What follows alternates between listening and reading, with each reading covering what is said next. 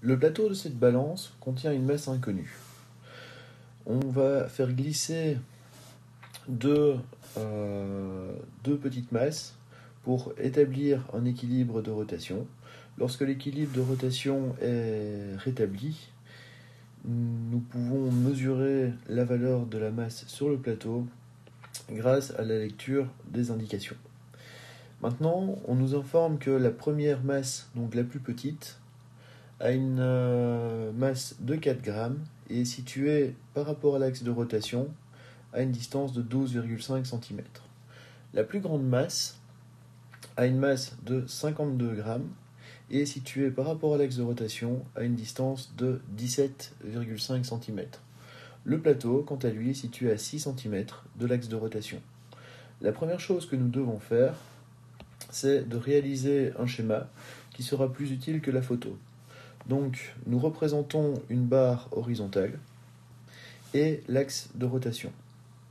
Nous savons que le poids sur le plateau s'applique à cet endroit-ci, donc à gauche par rapport à l'axe de rotation, et on va le nommer GP.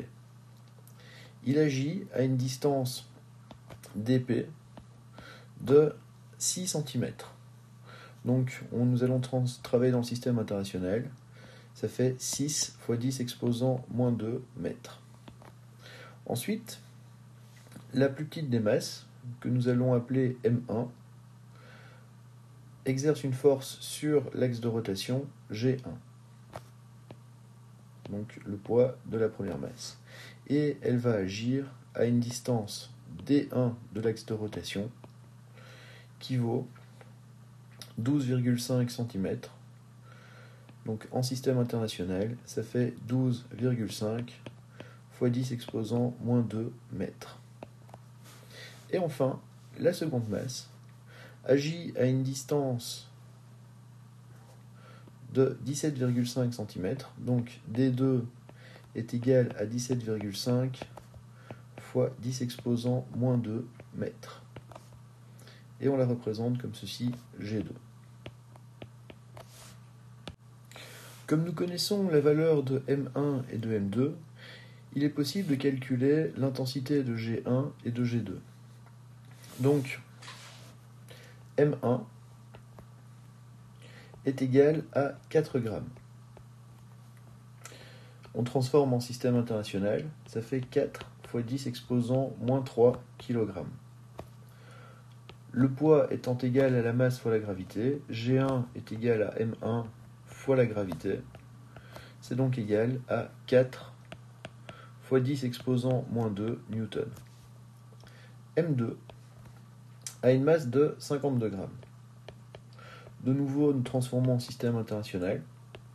Ça fait 52 fois 10 exposant moins 3 kg. Une fois que nous avons la masse exprimée en kg, nous pouvons calculer le poids de cette dernière. Le poids, c'est la masse fois la gravité. Donc, nous multiplions la masse par 10 puisque la gravité terrestre vaut 10 newtons par kilogramme. Et nous trouvons comme valeur de poids 52 fois 10 exposant moins 2 newtons. Il s'agit d'un exercice sur l'équilibre de rotation.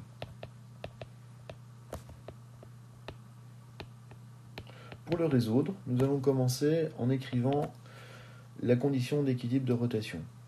Il faut que la somme des moments faisant tourner l'objet dans le sens trigonométrique, donc contraire aux aiguilles d'une montre, soit égale à la somme des moments faisant tourner dans le sens des aiguilles d'une montre.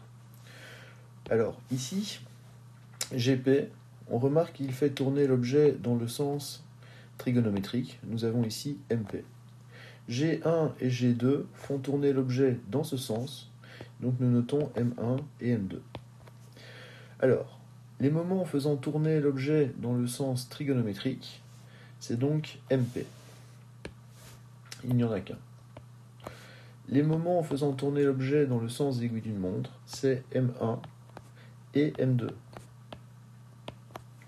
Alors, nous savons que le moment, c'est égal à la force fois la distance.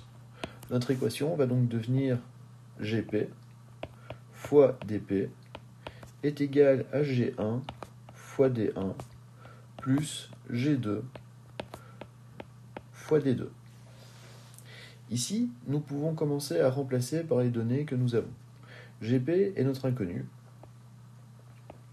fois DP, donc 6 fois 10 exposant moins 2, est égal à G1, nous l'avons calculé précédemment, 4 fois 10 exposant moins 2, fois D1, qui vaut 12,5 fois 10 exposant moins 2, plus G2, 52 fois 10 moins 2, fois D2, 17,5 fois 10 exposant moins 2 mètres. Pour simplifier les calculs, nous pouvons simplifier les 10 exposant moins 2 des distances. Et nous allons maintenant isoler GP. GP est donc égal à 4